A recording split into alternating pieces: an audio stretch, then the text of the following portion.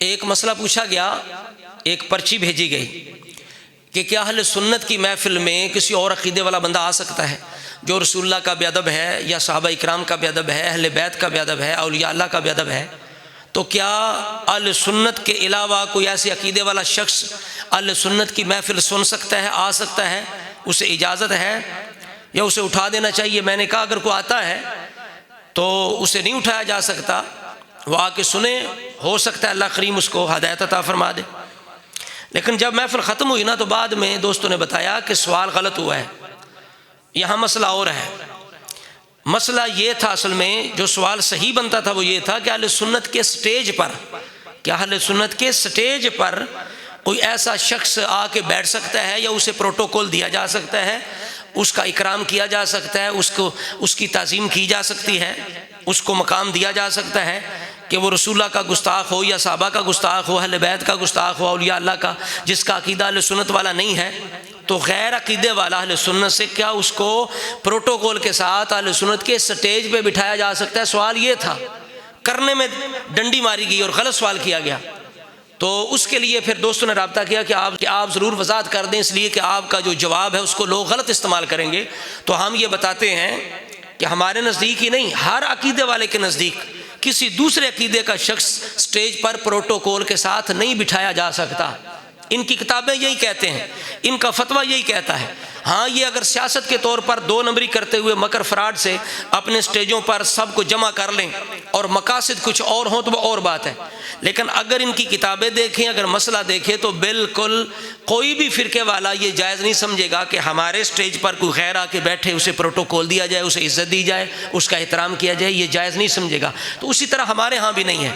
یہ میرے سامنے سنن ابن ماجہ شریف کی یہ حدیث ہے، سید عالم صلی اللہ تعالیٰ علیہ وآلہ وسلم نے جو تقدیر کے منکرین ہیں، تقدیر کے منکرین، ان کی کیا حقیقت بیان فرمائی، ان کے ساتھ کیا سلوک کرنے کا حکم ارشاد فرمایا۔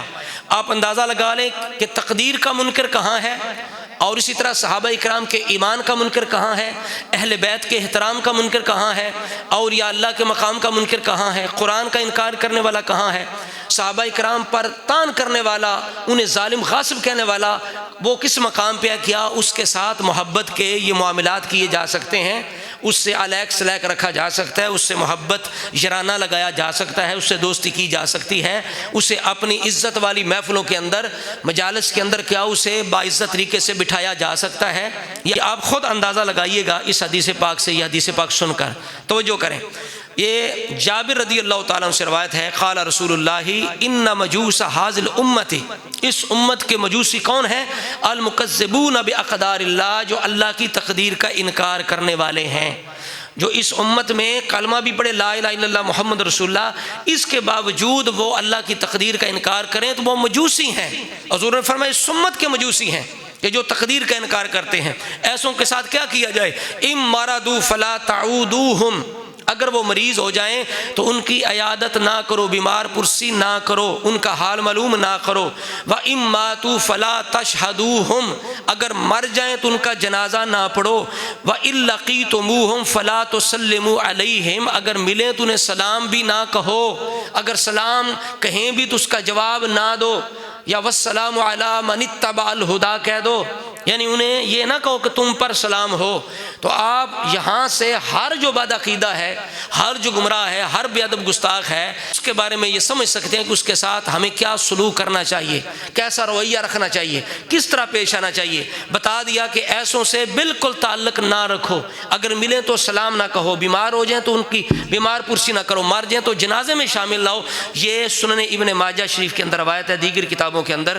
تو لہٰذا ہم آخر میں پھر یہی کہیں گے کہ عزت کے احترام کے پروٹوکول کے لائق وہی لوگ ہیں جن کے دل میں رسول اللہ کی محبت ہو، حضور کے اہل بیت کی محبت ہو، حضور کے صحابہ کی محبت ہو، اولیاء اللہ کی محبت ہو۔ جو بندہ بھی ان میں سے کسی ہستی کا گستاخ ہو، اہل سنت کو مشرک کہے، بدعتی کہے، وہ عزت کے لائق نہیں ہے۔ سنی کو اس سے یرانہ بھی نہیں کرنا چاہیے، اس سے رشتہ بھی نہیں کرنا چاہیے، اس کا جنازہ بھی نہیں پڑھنا چاہیے، اس کی بیمار پرسی بھی نہیں کرنی چاہیے، اگر ملے تو سلام کا جواب بھی نہیں دینا چاہیے۔ یہ رسول اللہ کی ہدایت ہے۔ اللہ کریم ہم سب کو عمل کی توفیق عطا فرمائے۔